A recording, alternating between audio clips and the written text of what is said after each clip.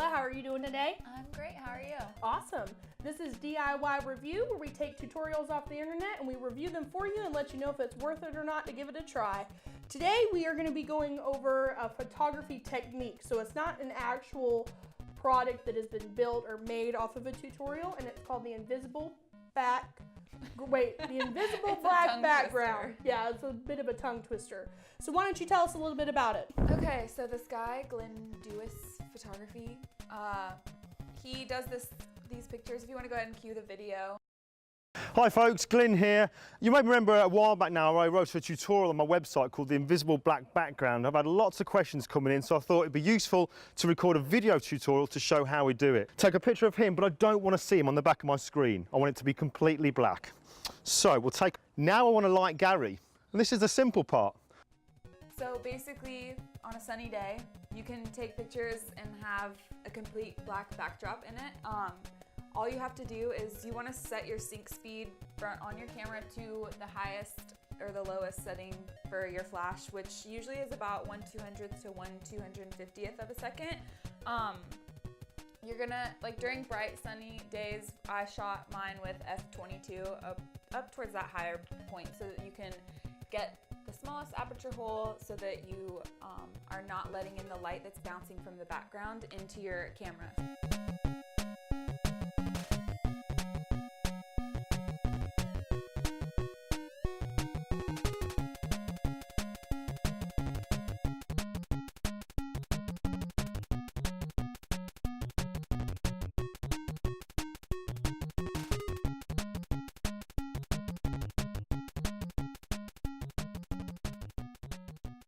So whenever you set that up, we'll try this in studio while we're talking, but it might give me a few issues because it was being weird earlier, and I think that that's because this is a Canon and I shoot with Nikons. Well, I want to ask a question first. What kind of flash do we have back here? Can we explain that? Yeah, for sure. Right now we're shooting with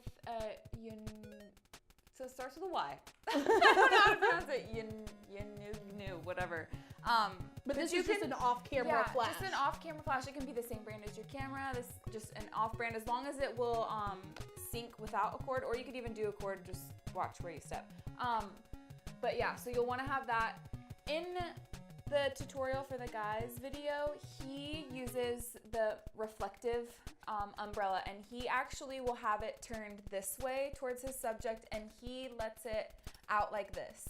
Okay. But for my shooting purposes, we used the diffusing umbrella, and we just pointed it the opposite way because it's not reflecting, so it's just shooting through. So it creates kind of a softer light.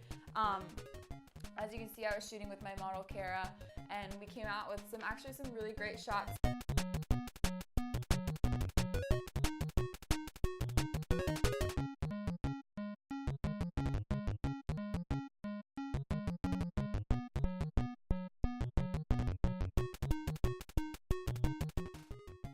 And I was shooting at about 1/2 of the power of the flash, so that it wasn't like super high bright contrast. But you can up that depending on the effect you want.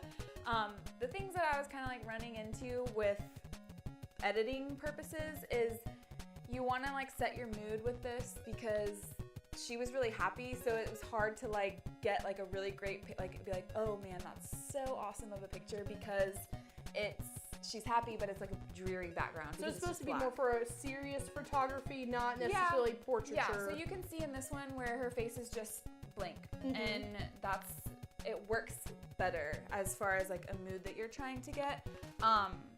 So let's try this and see if it's gonna sync up for me. If you just want to step to the side. All right, and I need to be serious, right? Yeah, just be serious. We'll see if it's gonna do something.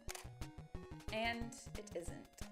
So theoretically, when you take the picture, this flash needs to go off as well. Oh, maybe it works. No, it didn't. So yeah, you'll want to have this flash up because this signals that flash that works like with radar, but I don't think it's like connecting well. Okay. Radar. So yeah, you'll just frame up your images, and like what's really great about this is sunlight. Like it doesn't have to be dark out. You don't have to get behind like a solid background. No matter what you're shooting with, as long as you have like your right settings on there, it's gonna work well.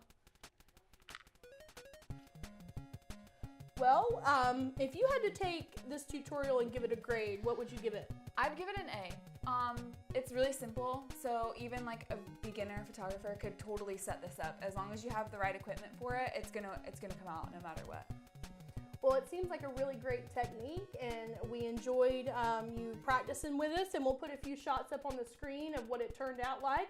And thank you again for letting us on the show, awesome. and we appreciate Thanks it. for having me. This was DIY Review. Thank you so much, and we'll see you again next time.